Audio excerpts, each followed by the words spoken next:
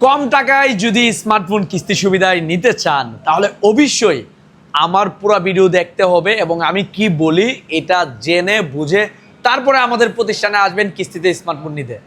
যারা কম ডাউন পেমেন্টে কিস্তি সুবিধা পেতে চান অথবা নিতে চান তাদের ক্ষেত্রে হচ্ছে অবশ্যই অরিজিনাল এনআইডি কার্ড সাথে নিয়ে আসতে হবে। ইভেন আপনার পরিবারের ব্লাডের যে কোনো কারো অরিজিনাল এনআইডি কার্ড সাথে নিয়ে আসতে হবে এবং বিকাশের সিমটা সাথে নিয়ে আসতেই হবে। দেখেন ভাই, আপনি যদি এনআইডি কার্ডের ফটোকপি নিয়ে আসেন বাট আমরা আপনাকে না করব না, কিস্তি সুবিধা দিব, বাট সেই ক্ষেত্রে কিন্তু আপনি টাকা বাড়াই নিয়ে আসেন, ডাউন পেমেন্ট বেশি লাগবে। শুধু এনআইডি কার্ডের ফটোকপি দিয়ে কিস্তি সুবিধা পাবেন, ফিরে যেতে হবে না।